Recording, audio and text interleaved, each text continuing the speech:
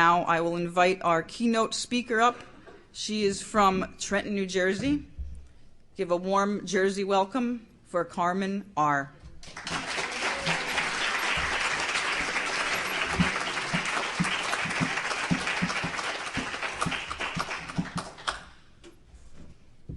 Carmen, tell me something good.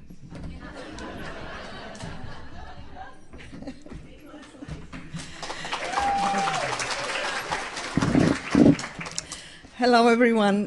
My name is Carmen, and I didn't think I was going to be as joyous and happy and funky as I am planning to be, because I didn't know I was going to be the speaker, the keynote speaker. I was asked to be a speaker, but I didn't know I was going to be of such magnitude. But but then I remember that someone told me that we, people in Al-Anon in recovery, we're like tea bags. We don't know how hot, we don't know how good we are until we get into hot water.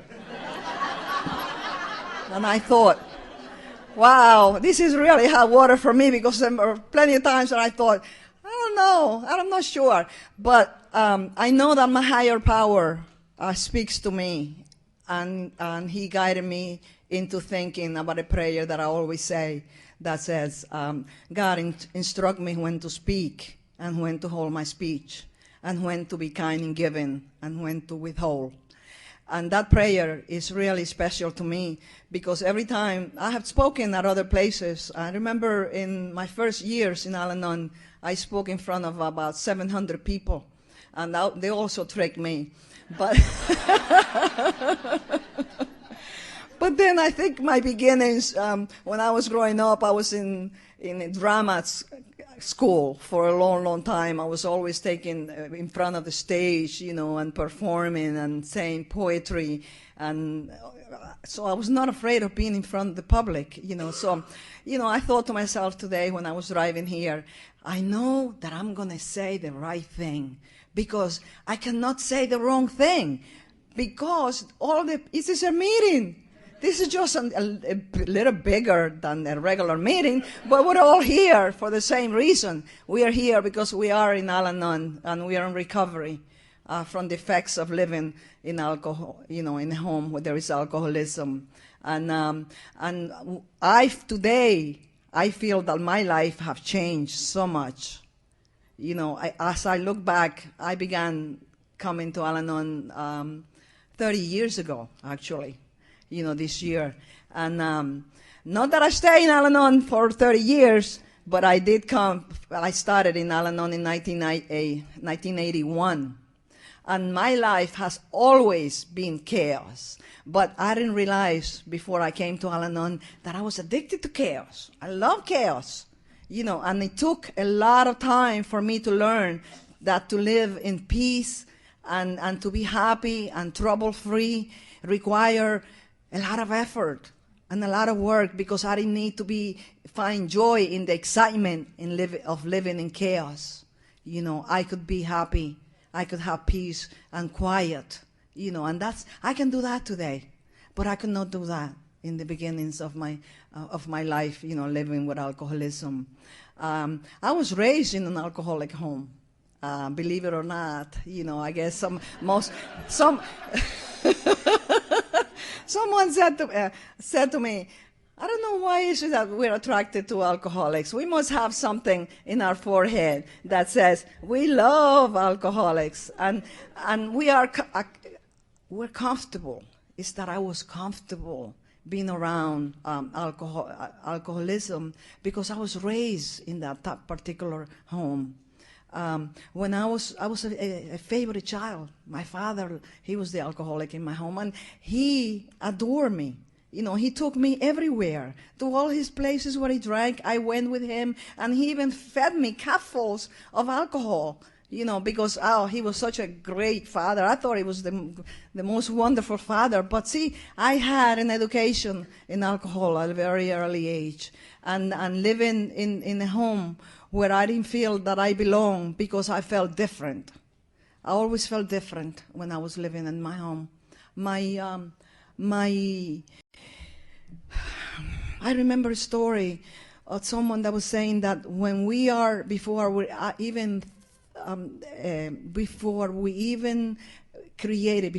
created, that there is already a plan of how your family is going to be. And it's almost like it's a basket of eggs, and all your family members are in that basket.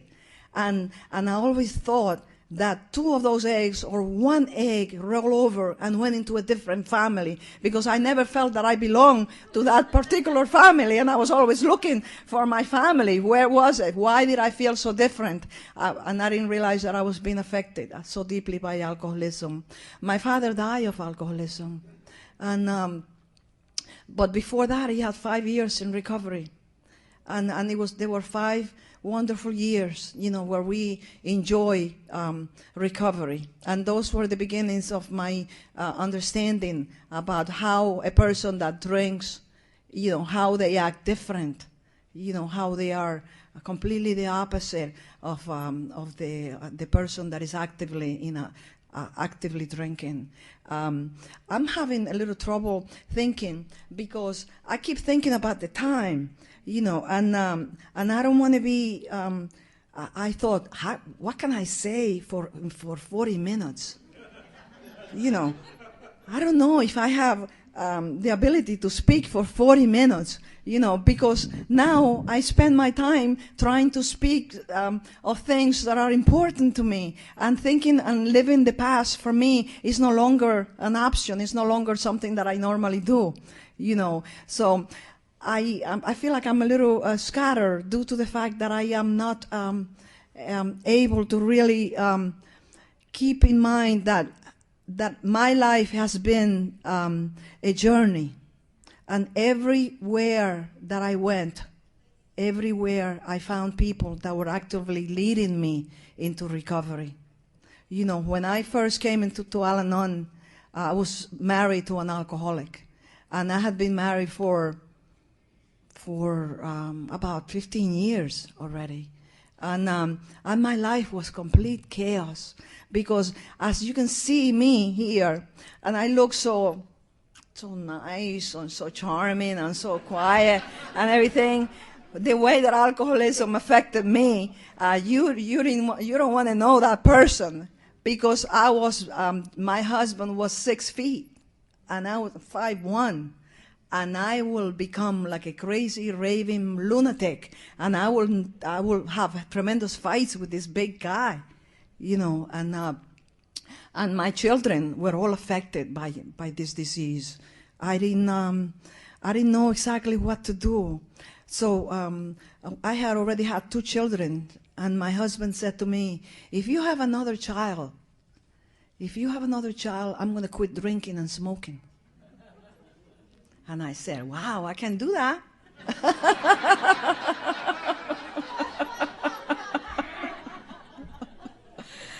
And guess what? I did. And I spent the 9 months of my pregnancy by myself while my husband was out at the bar drinking and smoking. And not only that, running around with other women. And that was the most painful thing, that I lived through. And I know when I came to the doors of Al-Anon, I came in broken. I didn't know if I wanted to live. The only thing that kept me alive was because I had my children, and I was pregnant of my child. And I came to this program because I needed it. I needed to be able to find some type of peace, some type of serenity, and not only that, to save my husband's life, because I was ready to kill him.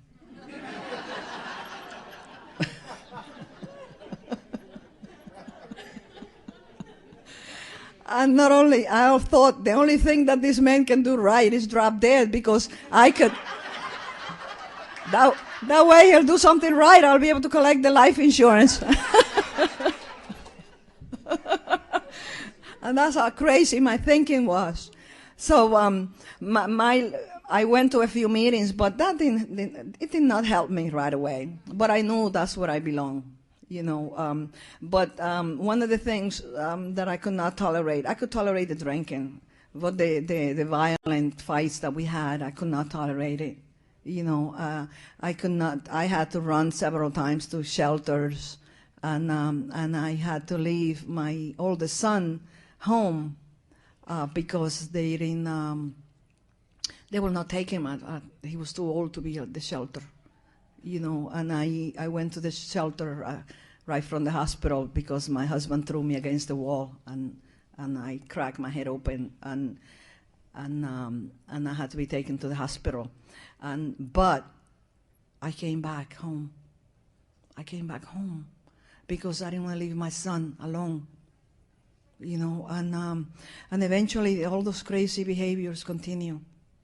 They continue, and then the women, the other, the unfaithfulness, where there was something that was so hard and difficult for me to accept.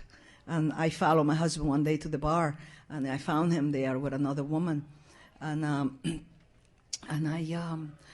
went outside, and by then I already had gone to school to learn to defend myself, because my husband kept saying to me, "Oh, you spend too much time checking on me.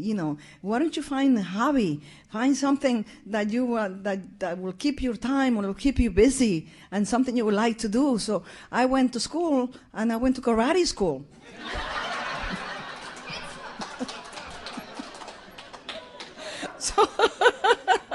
So I went to karate school, and I was already learning how to fight. And that woman and I went outside, and we talked for a little while. But I went home.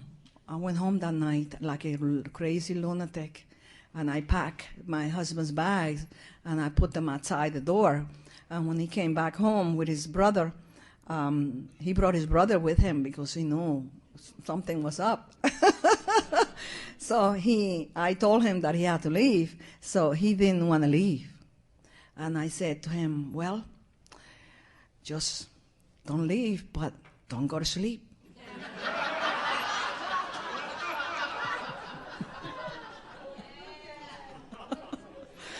Because I'm going to burn the house down, and I'm going to start in your room. And he believed me, and he left. So that's then I decided I need to be in the Al-Anon program because I need to save that man's life. I'm going to kill him. And I had my baby while I was going through the Al-Anon program, and I called my baby my Al-Anon baby because he came with me to meetings. I was living in South Jersey for all my life. I'm from South Jersey. I've moved to the central area down in Trenton area. I lived 7 years down this way, but my entire life I was living in South Jersey before I moved from Puerto Rico, because I was born and raised in Puerto Rico, and I came here when I was 16.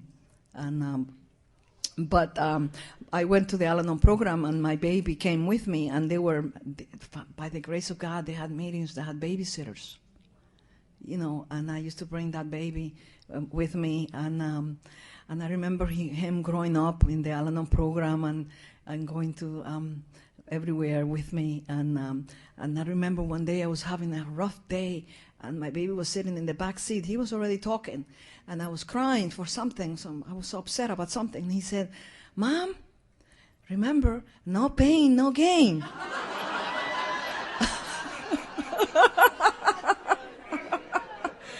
I thought that was God speaking to me through that child, because I definitely needed it. And I raised my children through while I was going through the Al-Anon program. And with my husband's infidelities, they eventually stopped, and he went to the Al-Anon, to the AA meetings. And I kept going to the Al-Anon program.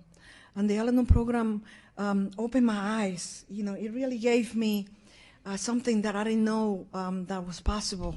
It was a new life, a new outlook in life. To be able to know that I had choices. That I can choose to keep my mouth shut. Instead of saying my truth, because my truth not necessarily has to be anybody else's truth, but mine. And the program gave me so much strength and courage to make changes, to take the steps and one by one and practice them on a daily basis.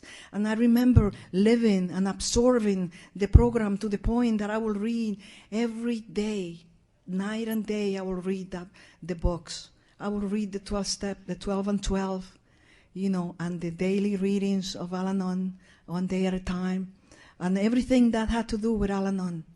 I went to meetings constantly, and little by little, I began to change. I became a different person. I began to make the changes within myself in a way that I didn't really need to make anybody else change. That by my own change, because the program taught me that let it begin with me. And let it begin with me means learning about me and who am I, what's inside of me, what type of person am I, what do I like, and that was all a mystery, because I have given up my own identity to live somebody else's. And that's what I found out in this program, showing me that I didn't have an identity. I was just a reflection of somebody else's wishes and wants. If my husband was happy, I was happy. If everything depended on other people. Other people were the ones that had the power to give me joy. I didn't know how to give myself joy. I didn't know about what Abraham Lincoln says, that you're as happy as you make up your mind to be. I have no idea what that meant. That was foreign to me, But the program took form in a way that I think miracles started to happen in my life. I decided that, hey, I have a crazy husband. I really can't depend on him. I know he's in recovery, but his recovery is his recovery, and actually his recovery don't look that good to me. So I'm going to take care of myself. I got to learn to really stand on my own 2 feet and learn that it's a possibility that in the future I'm going to have to support myself. I'm going to have to find out, am I capable of doing something with my life? Am I capable of stepping out of this role where I lived all my life and to be able to say, hey, I'm an intelligent person. I can go back to school. And I did. When I first started Al-Anon, I didn't even have a GED. And I went back to school and I got my GED. And I said, well, I passed with flying colors, and then I said, wait, if I pass this easy, I can go to college. So I went back to college, and I was in the dean's list, and I got in the, I graduated with honors, and I said, wow, then I can get a master's degree then. And I went back, I went to school, and I got a master's degree in social work, and I thought, wow, why am I choosing this helping profession? Am I still being codependent? And I said, no, it's not that. It's just that you've been the family counselor for so long. It's about time you start getting paid.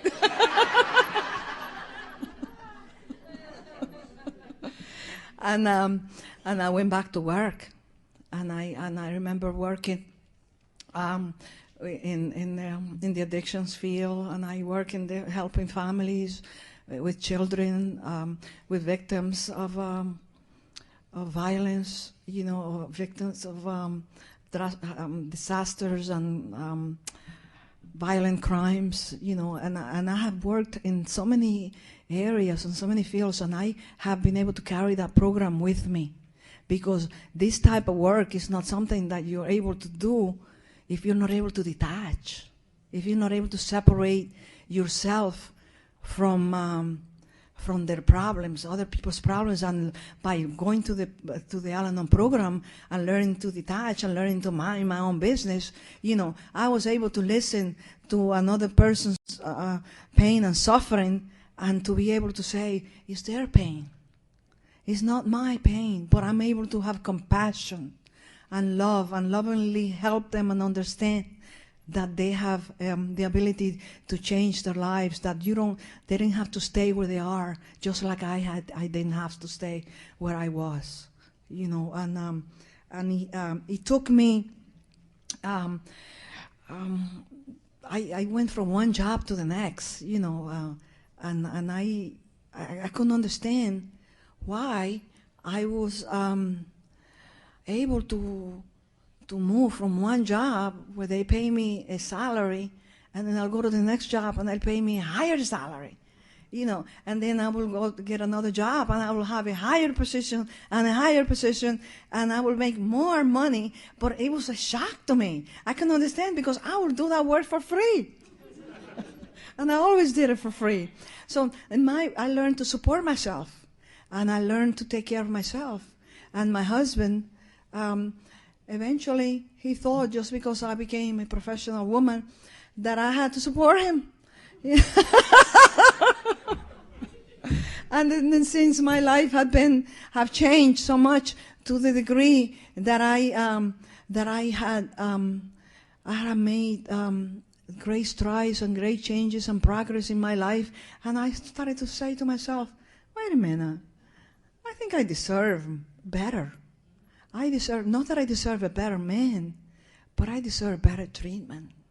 And when my last child, all my children, first two got married, and my last child went to the military, and we took him to Florida, to a great, what is the name of that place? Not Disney, the other one. Universal Studios. We took him to Universal Studios, and my husband and I went, and we were in a beautiful Italian hotel, we had to take a water taxi to get there, and I thought, wow, this is living. And my husband didn't want to get out of the room. He just wanted to stay in the room and be miserable. And my son and I went out, and we stayed out, and we had a great time. And then my son went out again, and I sat by the lake, and I looked at the full moon, just like a full moon. It's a full moon out there. I looked at that full moon, and I said to myself, I do not want to die miserable. I think I deserve better. I deserve a better life. I deserve love. And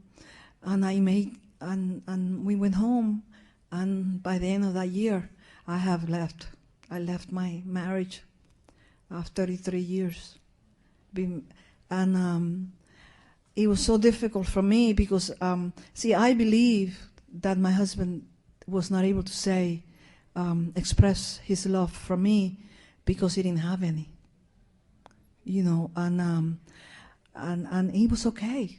I thought that he did care about me. He cared about me. He had a lot of caring for me, and he accepted me, and we were part of, we had a life together. But I didn't feel like he was in love with me. And I felt like I have loved this man all my life, all these years, and I have given so much of myself. I don't think I have any more to give, because I think eventually we become so involved, in this program, and begin to question, what's around us. What's out there? Why am I not having fun? Why can I go to this dance, to a dance with my husband and having a good time? Why can I go out to eat without having this man looking miserable, And I just didn't want no part of that anymore. I felt like I have grieved my marriage way before I left, and this program has always opened the door for new opportunities, new changes. When I first moved down here to this area, I sold my home in South Jersey. I left my marriage of 33 years. I left my job of 10 years. I left my bank, you know. And I came to this area, and I started a brand new life, you know, and I started going to, I started to take dancing classes. And I realized, hey, I can dance. I can dance salsa, merengue, you know. I can choose to be happy. I can choose to be free. I can choose to learn how to love, you know, really, truly love. And I did wonderful for so many years. I've done wonderful. But you know what? One thing that I also learned, is that it's so easy to become complacent. You know, when we think we have it all, when we think we have it all together, when we forget to listen to the birds in the morning and realize that it's just a clue to make your gratitude list of how wonderful life you have it, you know. So life manages to teach you more lessons.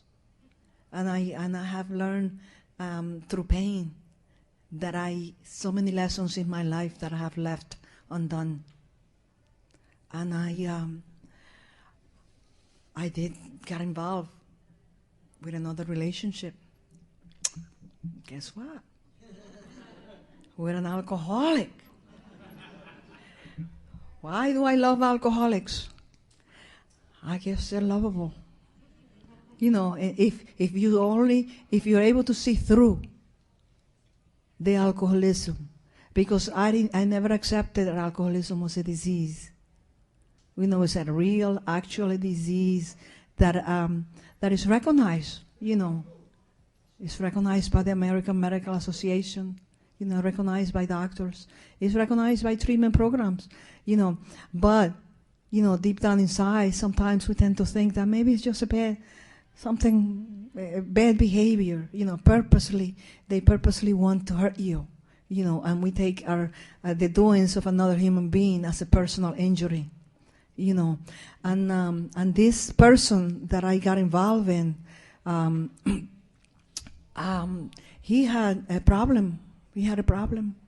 And because he had a problem, I did not stop loving him because he had a problem. Because that day that I asked God to help me never die without learning how to truly love a human being, you know, I felt that he gave me that wish. He granted that wish to me. And I was able to love this person regardless whether he had a drinking problem or not, you know. And eventually, that did not mean that I had to stay with him. You know, I had to walk out of that relationship because I had to. What this program has shown me is that I have to love myself more. You know, love is not something that disappears. You know, sometimes people tend to, you know, she was reading those songs, you know, and it talk about love. You know, love goes away, or love ends, or there's no more love. I don't think so. You know, I think there's a special part in our hearts, in our soul, you know, where love lives, and that's where my higher power lives. You know, and that never ends. You know, because God is love. And if God never ends, love doesn't either, you know. But loving myself also requires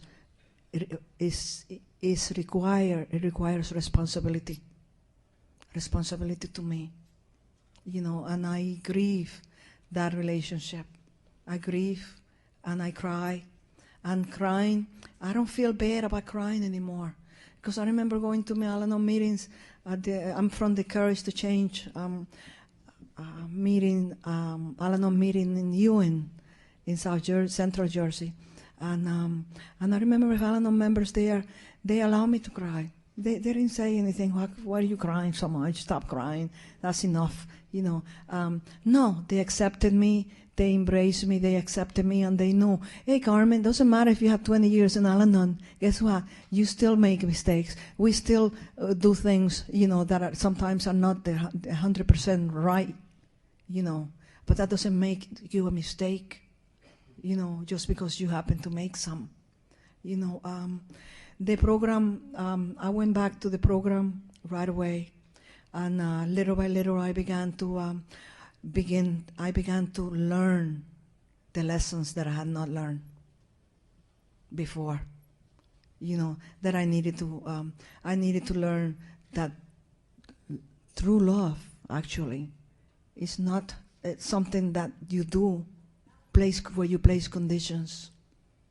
When you say, if you behave yourself, if you don't drink, I love you. No. It's you choose to love another human being, but also you choose to love yourself more. More. And that's what the program has given me strength, giving me the ability to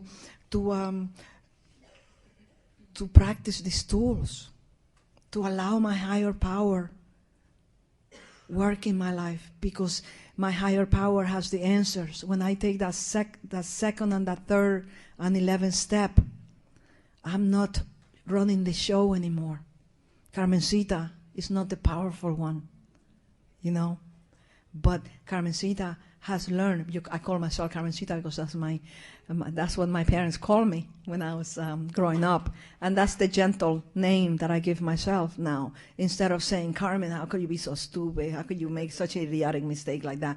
No, what I say to myself, Carmencita, you're human.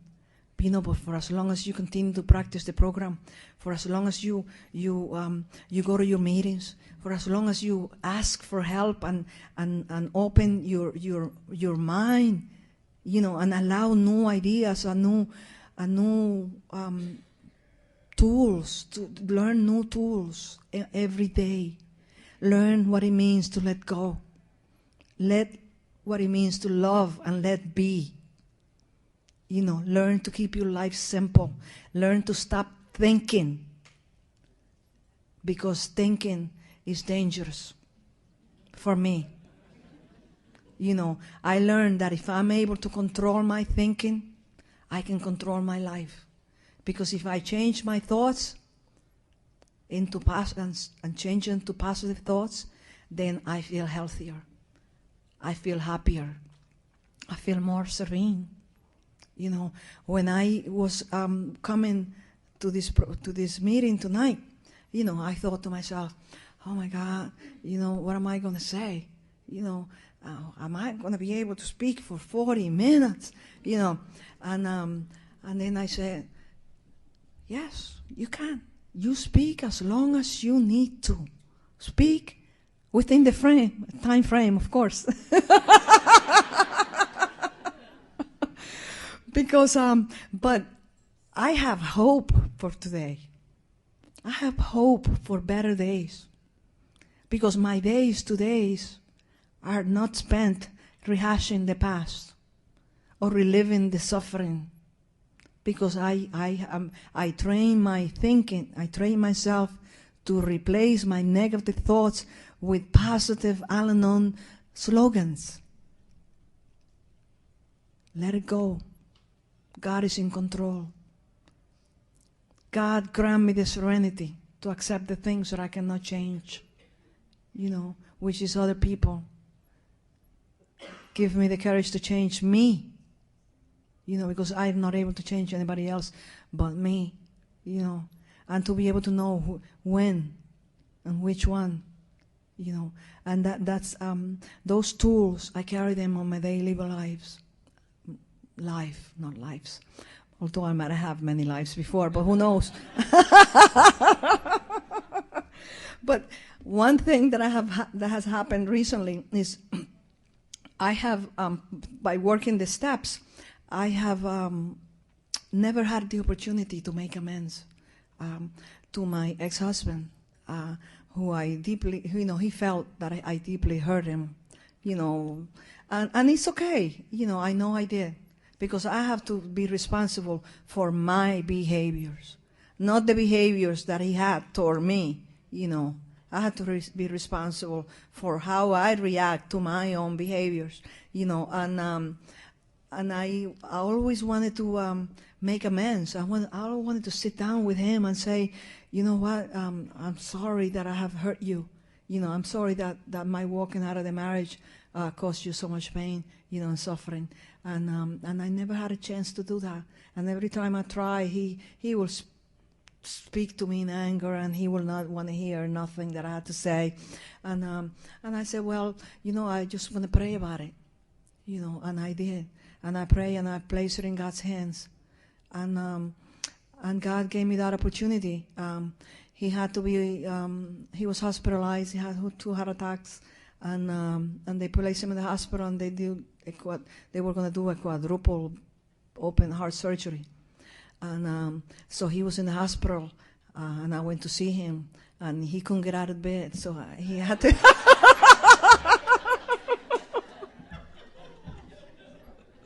He had to listen to me. No, I'm playing, but I did. I did talk to him about it, with my heart, with my hand in my heart, and I did express my regrets. Not that I wanted to go back to him or anything like that. And not by telling him I did this because you did that. I said I deeply regret hurting you. And he was able to say, I appreciate you saying it, and I felt so much relief, and so I felt so free, and I was able to put that relationship to rest, and he's doing well. He got better, so I was glad that he has gotten better, and my other relationship with the other person that I was with. That relationship is funny. He stopped drinking for 2 years while we were separated. 4 years. We were separated for 4 years, and he was in another relationship. And because apparently he was so angry, that I left him, so he used another human being, to kind of try to forget about me, and then he did the very thing that I wanted him to do was to stop drinking, and but the relationship did not work, and then he had I was very sick last year. I was in the hospital 3 times, and I was sick every day for an entire year. And they didn't know what was wrong. They found all kinds of weird illness, and while I was in the hospital, the last time I was in the hospital, I received a phone call. He left a message to call me that he wanted to see me, and he came to the hospital and saw me, and we talked, and he's making an effort. I mean, he went back. He drank for a short time again, but then he's making an effort to stop drinking, and he's doing well. And we're talking, and you know what? I didn't feel like it's strange because I don't feel like I'm full of anger or bitterness, or how people, I don't hold grudges. I feel like I don't have the time. I feel like that's like a waste of energy, a waste of precious time. To hold grudges or anger or hold on to anger. I have that 10th step, where every night I can go to my higher power and say, I have done this, and that, and I confess what I have done. I speak to my higher power, and I let him know, that I'm doing the best that I can. If I can do better, with his help, I can definitely continue to make progress. Because this program is not about perfection. It's about progress. And if we only have 24 hours, then for these 24 hours, I am making progress. Because there are days when I go to sleep, when I lay in bed, and I have to think hard, and I can't think of anything that I've done, that caused somebody harm, or that I spent time gossiping, or I spent time wasting time, not doing things to improve my life, and not participating in the program, or visiting people that are in need of hope, newcomers, talking to newcomers, or spending time with my sponsor and talking to them and sharing sharing my life and sharing my strength and sharing my pain, if there is any, because I don't have time for the pain, just like she said. I don't have any time for it. I remember one time I was saying to at a meeting that I said, I can't continue holding to a bad attitude, because it's like having a nest on your head, and you have one of those nasty birds that come and they lay on your head, and then if that happens, what do you normally do? Shoo! You push them on, shoot them away, right? Then that's the same thing. When negative thoughts, or anger or resentment, they're poison, that actually robs you of your peace and serenity. And I don't have the time for that today. I try to be as happy as I can possibly be. I dance. I take, like I said, I take dancing. I go to dancing school. I love to play games. I go to the movies. I read a lot. I love to laugh and joke, and I feel like I'm getting stronger. And I feel like I had a long list of all these things that I was going to tell you, and they were wonderful, But the only thing that I can say and leave you with is that I am taking care of my own happiness. And that is my responsibility and my choice today. If I spend the day and I don't laugh or smile or make a joyous noise, I don't know, but taking the time to take care of myself and to love myself. I love Carmencita today. Carmencita is a great person, and she has a lot of strength and a lot of courage, and I think the program has helped me see that, because before that, I could not see it. I could not see that, and I feel like my higher power is doing a wonderful job with all of us, not just me, because it's a program of we. We are just like the United States. We are the people. So we are powerless over alcohol. Which implies that I cannot do this by myself, and I continue to go to meetings. I go to meetings. And I share, and people come up to me and say, Carmen, I really love what you said. And I say, what did I say? I can't remember. And I think it's because if we practice a program like Al-Anon, we come from the pain, and the suffering, and we rise above, And does not mean that you're not going to have more, but you'll handle it different, because pain is inevitable, but suffering is optional, And I'm learning, to be more human, And this program has given me that, And I'm truly, truly grateful, and I'm hope that I was able to for those 43 minutes that I spoke. Because I can continue going, now that I got started, and I want to thank you for inviting me, and I want to thank Karen for asking me, and I think it has done much more for me, that it has done if any of you receive some help from it, and I wish you a very joyous and happy and funky weekend. Thank you.